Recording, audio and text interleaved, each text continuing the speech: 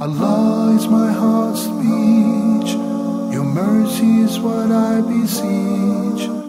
Keep in my heart your remembrance, and in your deen allow me to advance. Help me in my quest. Permit me to pass the ultimate test. Help me in my quest. Permit me to pass the ultimate test. Assalamu alaikum wa rahmatullahi wa barakatuh. It's time for Ask Huda. I'm your host, Fuad Muhammad. Today we welcome on the program our dear and respected Islamic scholar, Dr. Mohamed Salah. Assalamu alaikum and welcome to the program. Wa alaikum assalam wa rahmatullahi wa barakatuh. Thank you, Fuad. Jazakallahu khairan. Barakallah fi.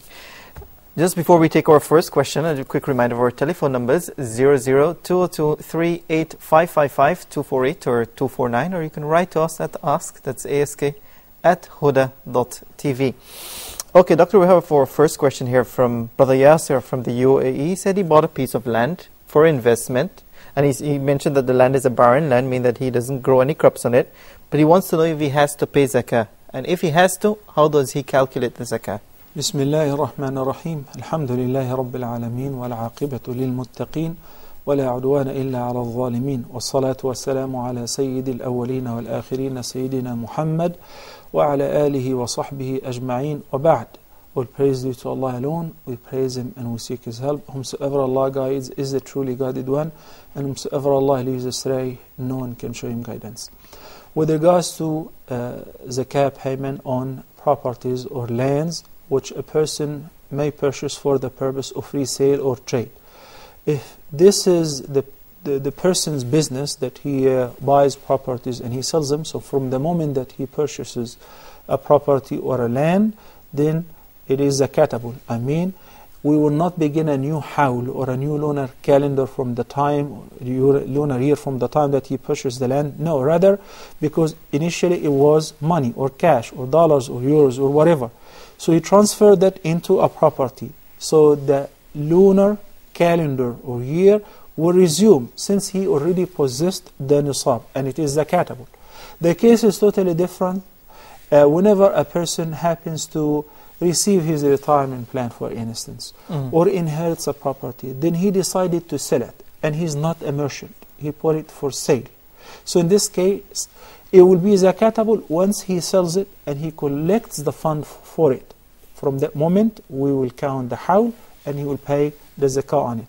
So what will differentiate between the property of being arab min urud al-tijara, one of the items which are prepared for sale or trade, or not, is that the person's business is to trade in electronics, furniture, properties or whatever, so that zakah would apply to all of that. But if somebody decided to sell his flat or his apartment which he is living in, not for a trade, but he's selling it, he's moving to another place, so his intention is not a business, rather he is just selling it. So once he collects the money, it is zakatable. Somebody else, his business is, he's got the cash and he buys flats here and there. So from the moment that he buys a flat with the intention of resale, not to live in it, it is zakatable as well. Wallahu a'lam. Okay. We have Abdullah from Qatar. Assalamu alaikum, sister. You're live on Ask Huda. Your questions, please. Wa alaikum assalam wa rahmatullah. Wa alaikum assalam wa rahmatullahi wa barakatuh. Sheikh, my question is regarding the very popular website called Facebook.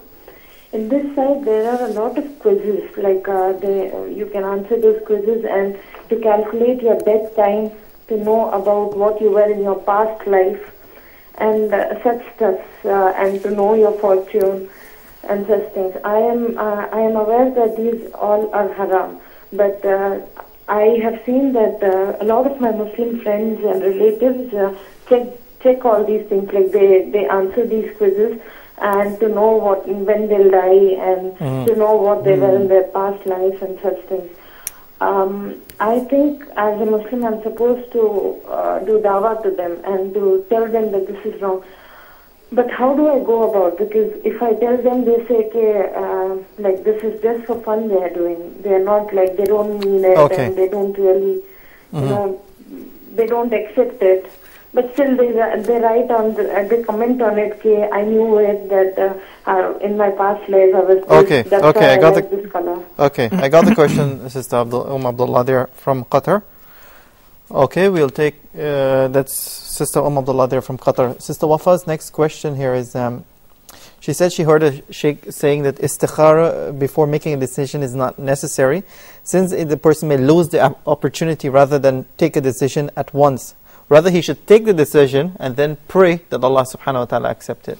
I believe this is the opposite of the obvious meaning of the hadith. Because whenever a person makes a decision, signs up for a contract, for instance, or gives a ijab and qabul, buys a car. So what is the purpose of praying istikhara after already paying the money, purchasing the vehicle, and it's in your ownership? What is the purpose of istikhara? Let's examine the actual meaning of the hadith with paying close attention to one term, to one verb that is included in the hadith. The hadith is collected by Imam al-Bukhari. It was discussed repeatedly over time. It is narrated by Jabir ibn Abdullah, may Allah be pleased with him and his father. He said that the Prophet ﷺ used to teach us al-istikhara, the prayer and the dua, as often as he used to teach us the surah of the Quran. What did he say? He said, إِذَا هَمَّ أَحَدُكُمْ بِالْأَمْرِ. The term hamma means if you are about to do something, have not made the decision yet, did not indulge into the activity yet. Al-ham is different than taking part or partaking or concluding the act itself. You're intending to do something. Ham, I'm about to get married. Ham in business, I'm about to invest in such business. So if there is a stock, for instance, in the stock market, there is a share that the price is very tempting and it is halal and the sheikh says it's halal, etc., etc. I want to make a decision right now. Obviously, there is a quick form of istikhara, which is making dua. Allahumma khirli wa akhtar li. Asking Allah subhanahu wa ta'ala in the form of dua, or even saying the dua without praying the prayer. In case that the person is not in a state of tahara or does not have the time or the allowance to pray istikhara. But in regular times, before making the decision, the person must pray istikhara. First of all, salatul istikhara is sunnah. It is not a wajib. When I said must, I mean that the istikhara should precede making the decision, not after. Because when you go through the dua of al-istikhara and you say, Oh Allah, if you know in your infinite knowledge that this choice is good for me, then facilitate it for me and make it easy for me. Okay, I've already concluded the contract. I already got married. I bought the car. I sold the vehicle, or I sold the house. So what exactly am I consulting Allah subhanahu wa ta'ala in after I have already passed the decision and finished it? So I say, make it easy for me. If you know in your infinite knowledge, it is good for me. What if you know that it is bad for me with regards to my religious duties and worldly affairs in this life and in the hereafter? Then what do we say? We say, Oh Allah, then take it away from me and take me away from it and give me better than thereof. So the contents and the text of the istikhara, even without discussing the ahkam and the conditions and the shurut and the meaning, it's very simple to understand that I'm consulting Allah concerning a matter before making a decision in its regard. But once you make a decision and you conclude it, what is the purpose of this dua? When the sister said that what she heard that the sheikh said, the purpose of salatul istikhara is in order to ask Allah to bless you in your decision which you have already pre-made. Well, then there is no need for istikhara. There are other supplications for new ownership, supplication for whatever you bought and you want it to wear, for your wife when you got married, and before having an intimate relationship. There are supplications for that, asking Allah subhanahu wa ta'ala to bless you in what you possess. Not after you already made the decision, you consult Allah whether you should make it or not. And we said before that among the conditions is that the person should really be fair-minded. You do not have tendency or leaning towards one decision, or you do not have the desire to do this. I say, somebody already bought the ticket and he's sitting in the plane and you say, Oh Allah, if you know in your infinite knowledge that this trip for me at this time is good for me, then make it easy for me. Excuse me, you're already in the plane. Then what is the purpose of istikhara? Wallahu a'lam. Okay, Jazakallah khair, Doctor. We have Sister Wafa from the Kingdom of Saudi Arabia. Assalamu alaikum, sister. You're live on Ask Huda.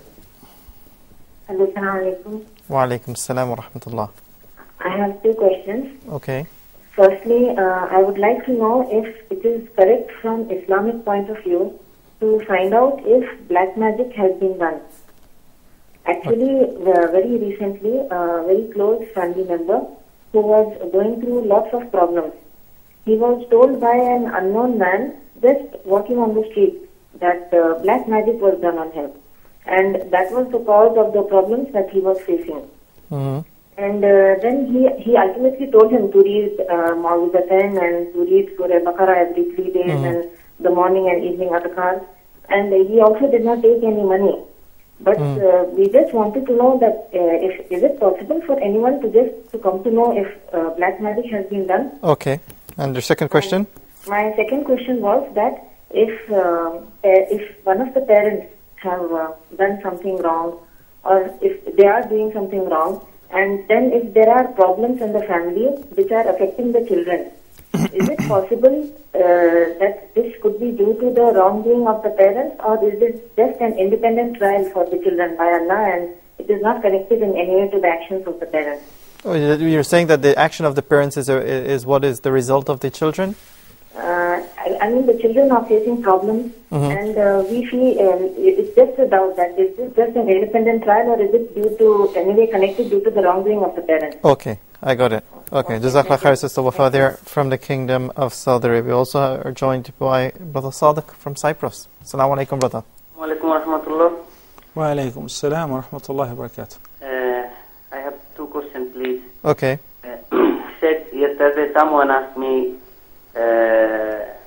I couldn't answer well, asked me that, okay, if someone Christian or not Muslim or other religion, non-Muslim, if they start to, as usually start the punishment become when they become baligh or mature, 12 years or something.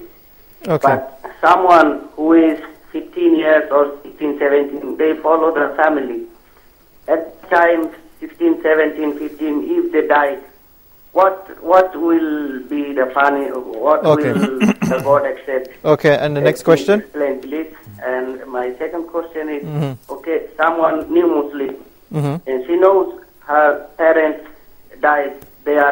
She knows that they are for punishment for hellfire, and God doesn't accept pray for this. But if she can pray for low punishment, just low punishment to the God that must be my parents low punishment. That's all, please explain. Okay, Barakallah Fiqh, Brother Sadiq there from Cyprus. Sister Wafa's second question, she says sometimes in Hajj and Umrah, people that line up behind the Imam, they don't pray by following the Imam. Sometimes they pray their own prayer. What should a person do in such a situation, and how can they go about advising them? Obviously, to us, this is known that this is the Shia sect, who believe that the prayer of the Ahlul Sunnah is invalid, including the Imam of the Haram. And that's why when they line up in the prayer, this may sound very odd and brand new to many of the audience, but this is a fact, that they do not consider our prayer as valid. And if they pray behind an Imam, in fact they pray singular.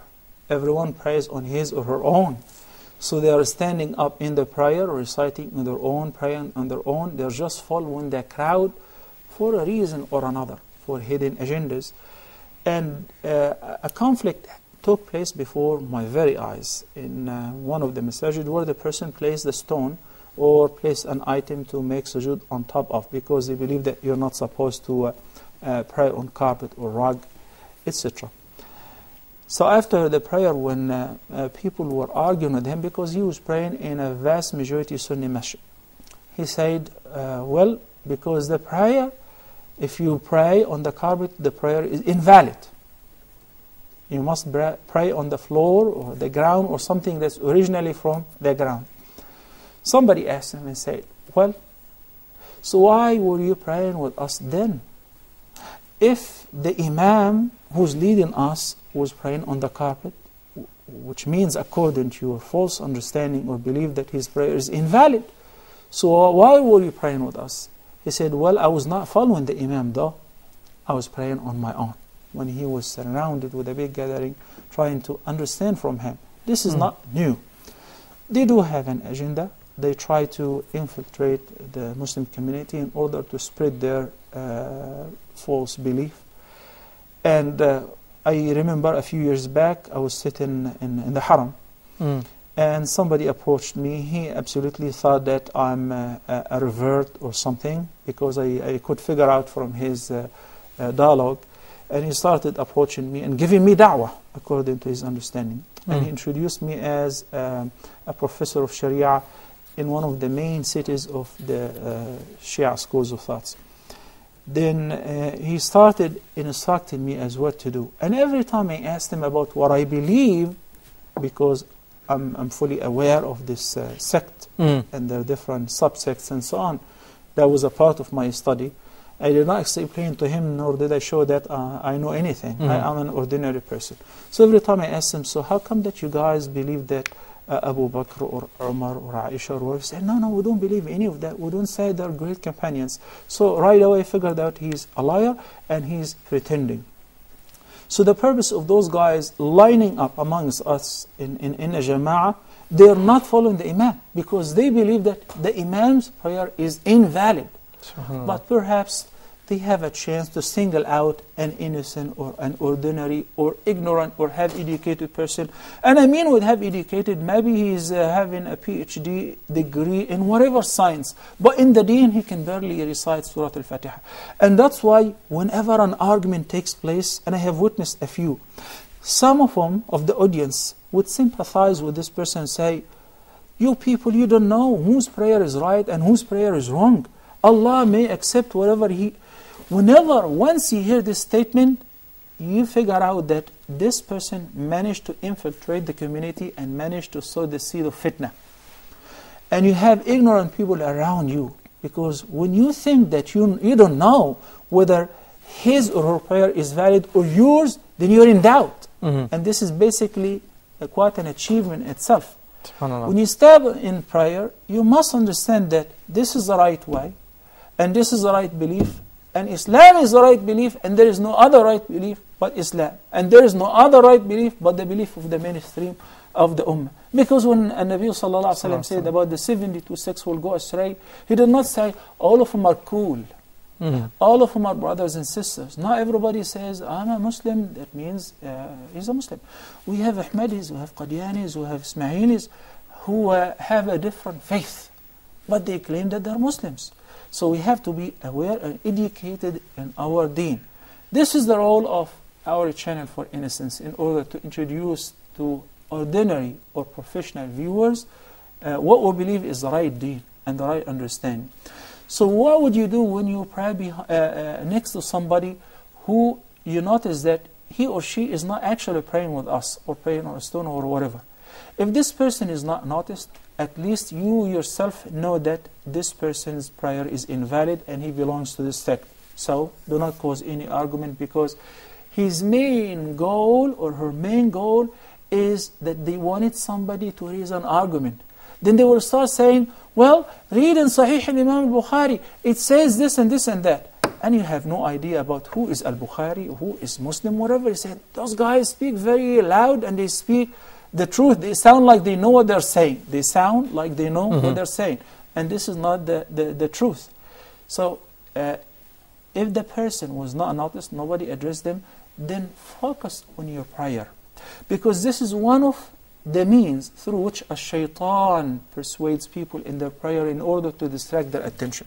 If a shaitan will make you feel like you passed wind, or you broke wind, or whatever, just for the sake of ruining your prayer, why not put next to you a person who may make a lot of movement, do an odd things, playing his watch, or answer the phone while he or she is praying? This is none of my business. Whenever you start the prayer, you disassociate yourself totally from the entire universe, and you focus on one thing. You are lining up between Allah's hands, and you are facing Allah subhanahu wa ta'ala. You should not turn around. You should not corner somebody by your eye and look at what he or she is doing, because these are the things which would really take you out of the state of khushu'. After the prayer, if somebody raises the issue and start talking about it, then you need to maintain one thing throughout the entire dialogue, which is calmness. Remain very calm. and be very confident what you're saying is the truth.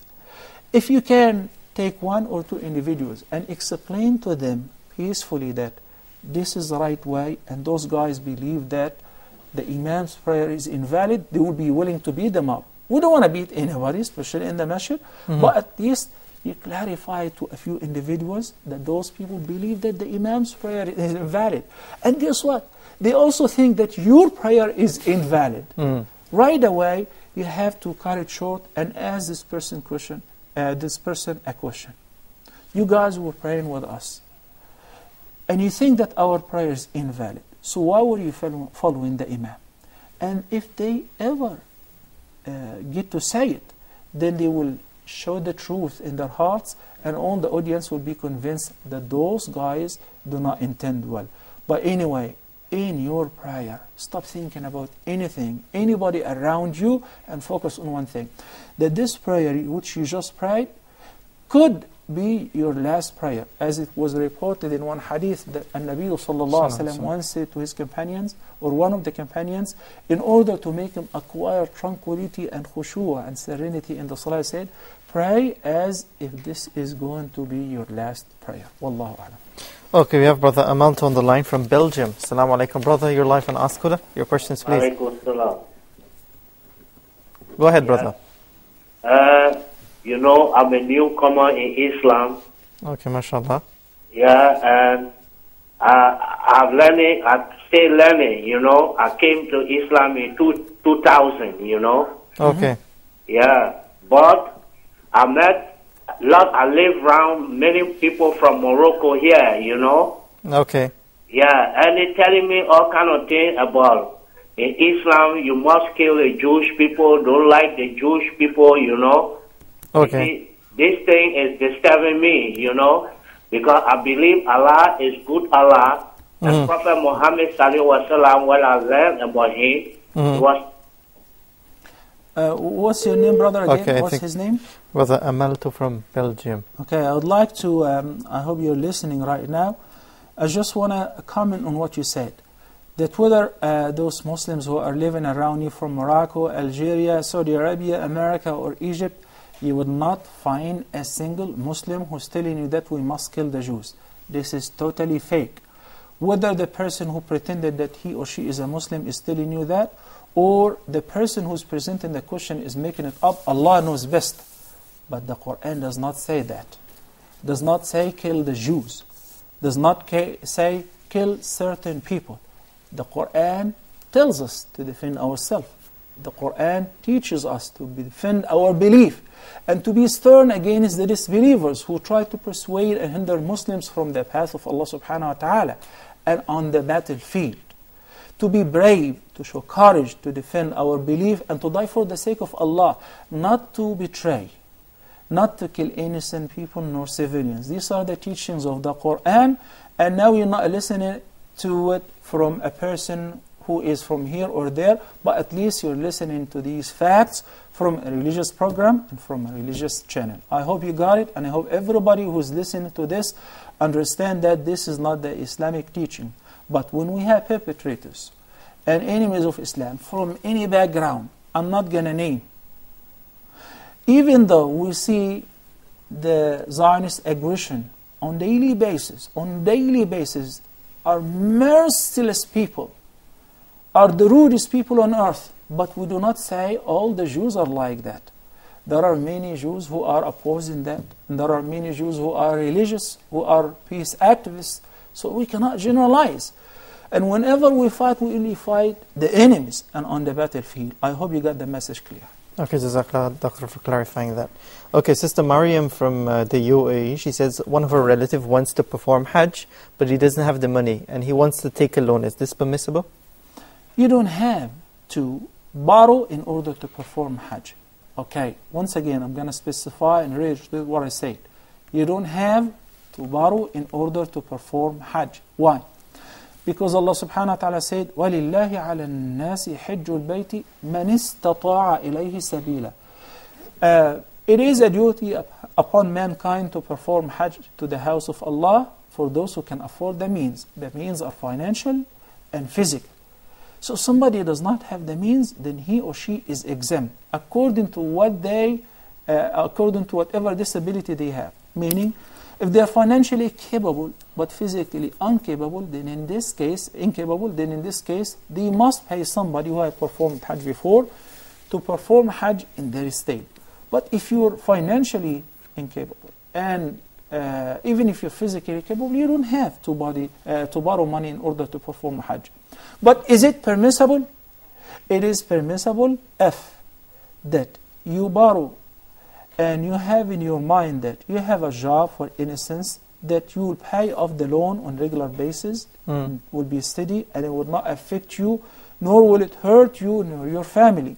When we say man istata'a ilayhi sabila, that when you go for Hajj, you have money enough to cover the entire cost of the Hajj abroad, of the travel, and to return back, and also leaving money for your family members to spend out of it in your absence. Islam is a religion of mercy, and Allah does not ask any person to do anything that is beyond their capacity. Wallahu a'lam. Okay, and our second question is, how does a person deal with a father who works in an interest-based bank? When the father buys gift or invites the person, how does he react? I actually give this question as a gift to those who are working in riba-based institutes, whether banks or financial firms or whatever. Just imagine the feeling of your family members who recognize, unlike you, you know that it is haram, but you say, well, somebody said it's halal. And well, what can I do? Everybody is doing it. So if everybody is going to hell, you want to go with them? No. So I'm giving you this question and this concern as a gift. I want you to feel their feeling. Their beloved father, they're reluctant to eat from his food. Their beloved parent, they don't know what to do when he dies and he leaves behind wealth that they know for sure that he has earned it from haram. It's very, very problematic. كل جسد نبت من سحت فالنار أولى به. And guess what? Whenever this father passes away and leaves behind this wealth, then it is permissible for the heirs to possess it, collect it, and divide it amongst them. And the sin of earning this money unlawfully will be laid on the shoulders of that person. لا حول ولا قوة إلا بالله. Can you imagine somebody will be punished and tortured in hell and in his grave for unlawfully earning some money which he did not even utilize? He left so that others would benefit out of it, and he will be held accountable for it. Please, and Nabi sallallahu alayhi wasallam said that on the day of judgment, no one will be dismissed before having to answer 4 questions. One of them is about his wealth. How did he earn it? And where and how did he spend it? So we have to prepare an answer to that. Wallahu a'lam. Okay, we have Sister Fadila from Nigeria. Assalamu alaikum. Sister, you're live on Ask Huda. Your questions, please. Okay, I think Sister Fadila is cut off there from Nigeria. We'll ask her to call again, inshallah. We'll take a short break here on Ask Huda, and we'll be back right after this. Assalamu alaikum wa rahmatullahi wa barakatuh.